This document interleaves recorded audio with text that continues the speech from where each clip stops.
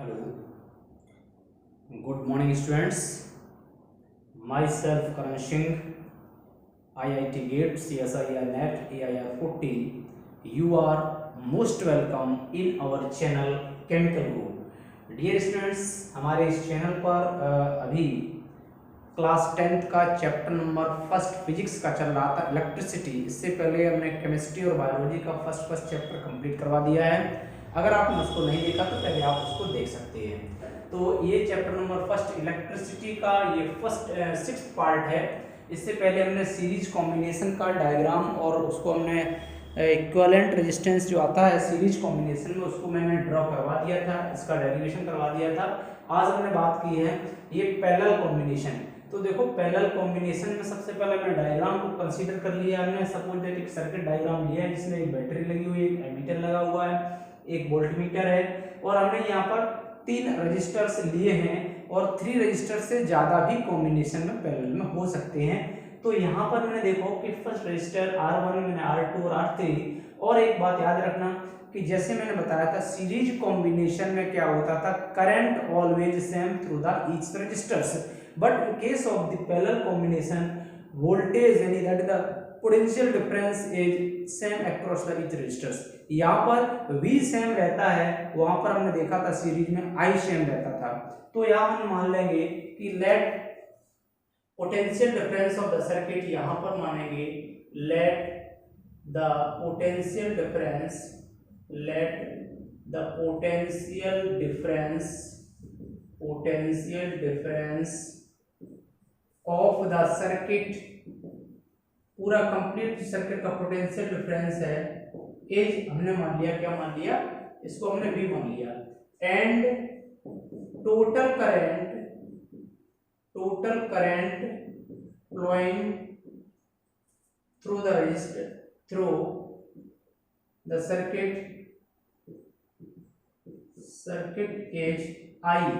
Total current हमने I मान लिया, दैट इज जो I इक्वल टू होगा वो होगा I1 plus I2 plus I3। Clear है। और जो हमने टोटल करंट हमने ये मान लिया और टोटल वोल्टेज हमने भी माना था। तो यहाँ से देखेंगे कि अकॉर्डिंग टू ओम्स लॉ, अब यहाँ से हमने ओम्स लॉ लगाया और ओम्स लॉ हम पहले ही पढ़ चुके थे। क्या होता है Ohm's law? According to Ohm's law equal to होता है V इक्वल टू IR। यहाँ पर अगर हम देखें कि अगर हमने टोटल जो पोटेंशियल डिफरेंस हमने मान लिया V, हमने ऊपर मान लिया था लेट टोटल पोटेंशियल डिफरेंस हमने V माना था, टोटल पोटेंशियल डिफरेंस हमने मान लिया था V, डिफरेंस इज V। तो यहाँ से क्या लिख सकते हैं, तो V इक्वल टू IR के अकॉर्डिंग I इक्वल टू क्या लिख सकते हैं, V अपॉन R। ठीक है। और टोटल रेजिस्टेंस जो है, अच्छा तो हमने यहाँ पर रेजिस्टेंस तो हमारा अलग अलग है, टोटल रेजिस्टेंस हमारा अलग अलग है R1 R2 R3, तो हमने I equal to V upon R माना। यहाँ से अब एक जो रजिस्टर मेरा लगा हुआ है उस रजिस्टर के थ्रू करंट हम क्या मान लेंगे, तो I1 आ जाएगा। ठीक है। तो हम कह सकते हैं करंट थ्रू ईच रजिस्टर, यहाँ से आएगा करंट थ्रू ईच रजिस्टर, और ईच रजिस्टर में जो करंट आएगा वो हमारा आएगा यहाँ से I1 equal to V upon R1, I2 equal to V upon R2, I3 equal to V upon R3। अब इस वैल्यू को हम क्या करेंगे, फर्स्ट में रख देंगे। तो put in equation number first, equation number first में ये वैल्यू, फर्स्ट हमने इक्वेशन नंबर ये मानी, इसमें रखेंगे। तो देखो V I इक्वल टू यहाँ से आएगा और ये इक्वेशन नंबर हमने चलो इसको सेकंड मान लिया।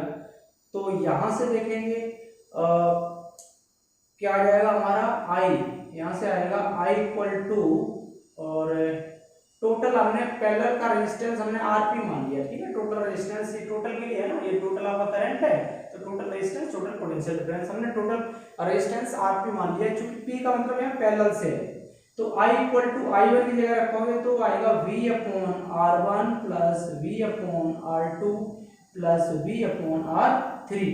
तो यहां से देखेंगे और I की जगह हम क्या लिख सकते हैं, V अपॉन RP, तो V upon RP equal to V upon R one plus V upon R two plus V upon R three. तो यहाँ से वी अपॉन आर पी और इक्वल टू वी यहाँ से कॉमन ले लेंगे तो अंदर से बचेगा one upon R one plus one upon R two plus one upon R three. यहाँ से देखेंगे वी से भी कैंसिल, तो ये हमारा आ जाएगा डेरिवेशन जो है one upon R P equal to one upon R one plus one upon R two plus one upon R three. तो इस तरह से हम लोग जो है पैरेलल के लिए ये हमने टोटल रेजिस्टेंस पीआरपी का मतलब है टोटल रेजिस्टेंस या इक्विवेलेंट रेजिस्टेंस, इस तरह से हम आराम से ड्राइव कर सकते हैं। यहाँ पर मैंने ये 3 रेजिस्टर्स दिए थे, इससे ज़्यादा भी रेजिस्टर्स का कॉम्बिनेशन हो सकता है, तो इस मेथड के द्वारा आप इजीली ड्राइव कर सकते हैं। डेरिवेशन भी याद रखिएगा, और अगर आप वो भी नहीं रख सकते तो सिर्फ इस फॉर्मूले को याद रखो कि पैरेलल कॉम्बिनेशन के लिए क्या होता है one upon R P equal to one upon R one plus one upon R two plus one upon R three plus dot dot dot, और भी अगर होंगे तो इस तरह से लगाएंगे। और सीरीज के लिए तो डायरेक्ट पड़ जाता सिंपल सा, सीरीज के लिए क्या था R one plus R two और प्लस आर थ्री और प्लस इतने भी हों डॉट डॉट डॉट करके आप निकाल सकते हैं। तो इस तरह से दोनों फार्मूले याद रखेंगे ताकि न्यूमेरिकल्स आप आसानी से सॉल्व कर सकें। देखो इसके बाद मैंने एक क्वेश्चन लिया है और पैरेलल कॉम्बिनेशन का ही है। ये एक डायग्राम जो एनसीईआरटी फिगर नंबर 12.10 के नाम से दे रखा है। तो ये क्वेश्चन है, देखना क्वेश्चन क्या है। तो देखना बहुत ही आसान तरीके से आप इसको सॉल्व कर पाएंगे। क्वेश्चन है कि इन the circuit diagram in figure 12.10 में जो सर्किट डायग्राम है कह रहा है कि suppose the resistance R1 R2 R3 have the values. तो ये कह रहा है कि जो R1 R2 R3 की जो वैल्यूज हैं, बोले R1 इक्वल टू कितना है 5 ओम है, R2 इक्वल टू 10 ओम है, R3 इक्वल टू 30 ओम है। ये कह रहा है कि R1 R2 R3 की वैल्यूज ये गिवन है, connected to the battery 12 volt, और जो वोल्टेज हमें दे रखा है V इक्वल टू कितना है 12 वोल्ट। एक बात हमने कहा था याद रखना कि पैरेलल कॉम्बिनेशन जब भी आपको मिले तो उसमें जो वोल्टेज है V हमेशा फिक्स रहता है, कांस्टेंट रहता है, लेकिन करंट इसमें चेंज होगा, अलग अलग रजिस्टर में अलग अलग करंट होगा separately. The current through the each register, जो कोई क्वेश्चन पूछा है कि ईच रजिस्टर में कितना कितना करंट फ्लो करेगा, जैसे फर्स्ट R1 में कितना करंट होगा, R2 में कितना करंट होगा, इसके बाद कह रहा है कि टोटल करंट, इसके बाद फिर तीनों को ऐड करके बताना है।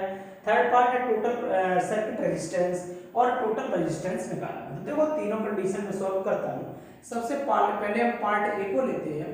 पार्ट ए कह रहा है कि तो current through the each resistor, तो करंट के लिए अकॉर्डिंग टू ओम्स लॉ लगाएंगे। ओम्स लॉ क्या होता है V equal to I R होता है, तो I इक्वल टू क्या होगा V अपॉन आर, यानी कि I1 निकालेंगे तो I1 equal to V upon R1 लग जाएगा।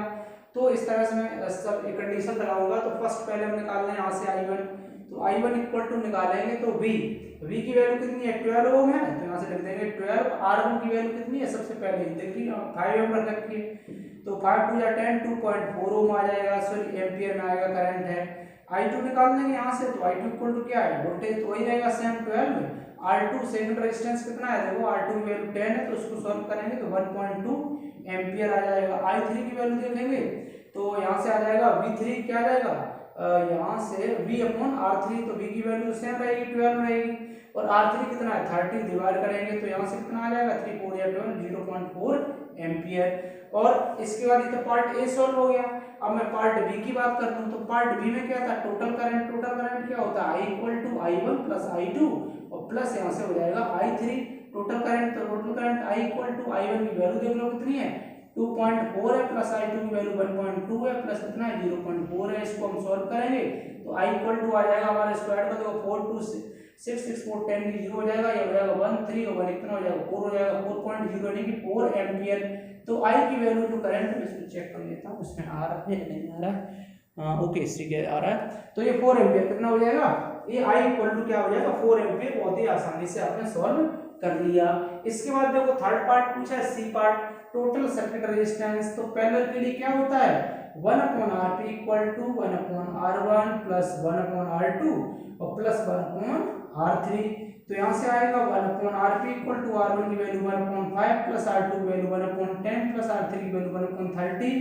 तो 1 अपॉन Rp इक्वल टू देखो इसका एलसीएम लेंगे तो ये आ जाएगा अपन का 30 एलसीएम आ जाएगा, तो 5 6 30, 6 प्लस 10 3 30, 3 प्लस 30 बन जाए 30, तो 1 अपॉन आरपी इक्वल टू यहाँ से आ जाएगा, देखो 6 3 9 9 1 कितना हो जाएगा 10, 10 अपॉन 30 सॉल्व करेंगे आरपी, तो यहाँ से आएगा आरपी इक्वल टू क्या हो जाएगा 30 अपॉन ये करेंगे 10 डिवाइड कर देंगे, तो यहाँ से हम कह देंगे कि आरपी इक्वल टू जो आएगा 10 3 30 यानी कि 3 ओम आपका आ जाएगा टोटल रेजिस्टेंस। तो इस तरह से हम लोग बहुत ही आसानी से देखा कि न्यूमेरिकल को हमने सॉल्व कर दिया। बट आपको क्या करना है, कोई भी न्यूमेरिकल है उसके अंदर की वैल्यू को फाइंड आउट करके देखो और फिर देख लो कि पूछा गया है, उसी हिसाब से फार्मूला पुट कर दो तो बहुत आसानी से इसको सॉल्व कर सकते हैं।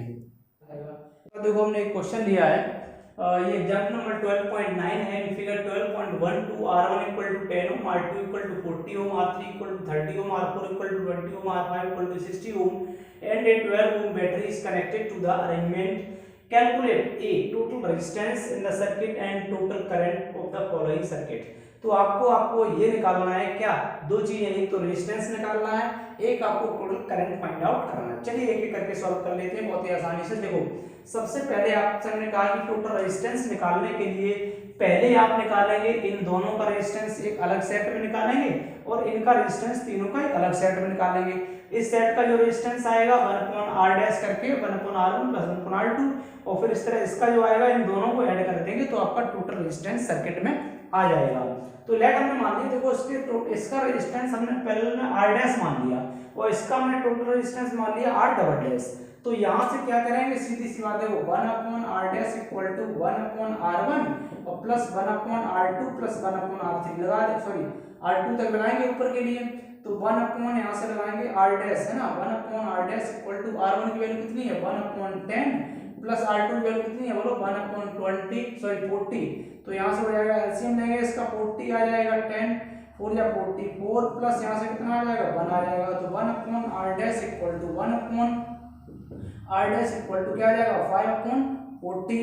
तो सॉल्व करेंगे तो यहाँ से देखो r डैश इक्वल टू क्या आ जाएगा 40/5 आ जाएगा, तो यहाँ से करेंगे तो r डैश इक्वल टू कितना आ गया 8 ओम आ गया। इसी तरह से नीचे वाले के लिए निकाल लेंगे, तो चलो हमने इसके लिए मान लिया r डबल डैश, ठीक है, तो हम निकालेंगे 1/r double dash equal to 1/r3, देखो यहाँ से लेंगे इस वाली वैल्यू को 1/r3 plus 1/r4 plus 1/r5, जब इसको सॉल्व करेंगे तो 1/r double dash equal to r3 की वैल्यू बोलो कितनी है 1/30 प्लस r4 की वैल्यू कितनी है 20 है, तो 1 ये आ जाएगा 20 प्लस r5 की वैल्यू 60 है, तो 1/60 r डबल डैश है ना 1/r डबल डैश, देखो इसका एलसीएम ले लो 30 20 60, एलसीएम इसका कितना आ जाएगा 60, एलसीएम आएगा 30 सॉल्व करेंगे 2 आ जाएगा प्लस कितना आ जाएगा 20 23 या 60 है ना 23 या 60, तो ये 3 आ जाएगा प्लस 60 या 61 आ जाएगा। सॉल्व करेंगे यहाँ से तो देखो 1/r double dash equal to solve करेंगे तो 2 प्लस 3 से 5 5 1 6 6/60, तो यहाँ से करेंगे हम r double dash equal to क्या आ जाएगा 60/6 आ जाएगा, तो r double dash equal to आ जाएगा 10 ओम।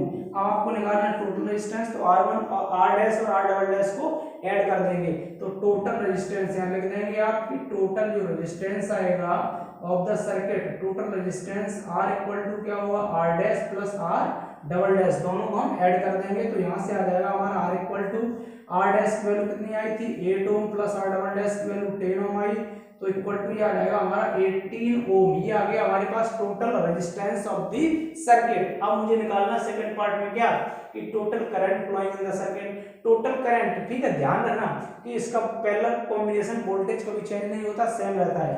तो अकॉर्डिंग टू ओम्स लॉ यहाँ से लगाएंगे, अकॉर्डिंग टू ओम्स लॉ, जब हम ओम्स लॉ लगाएंगे तो ओम्स लॉ क्या होता है V इक्वल टू IR, मुझे निकालना क्या है करंट निकालना है, तो I इक्वल टू क्या हो जाएगा V/R, तो I इक्वल टू V और V की वैल्यू देखो यहाँ पर कितनी है 12 है, R की वैल्यू 18 है। इसको सॉल्व करेंगे तो देखो पहले डिवाइड कर दो 4 से, तो 4 3 या यहाँ सॉरी 3 से करो तो 3 4 या 12 हो जाएगा, 3 4 या 12 3 4 या 12,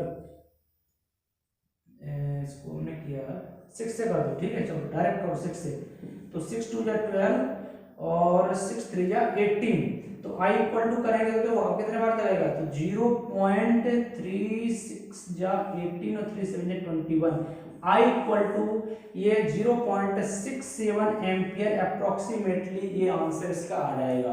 तो इस तरह से डियर स्टूडेंट्स आप फिजिक्स के न्यूमेरिकल्स को बहुत ही आसानी से सॉल्व कर सकते हैं। बने रहिए हमारे चैनल से। अगर आप पहली बार हमारे चैनल पर आए हैं तो इस चैनल को आप, अगर आप 9 से लेकर 12 तक के स्टूडेंट्स हैं सीबीएसई बोर्ड के, तो इस चैनल को आप सब्सक्राइब, लाइक, शेयर कर सकते हैं। Thank you. जय हिंद, जय भारत।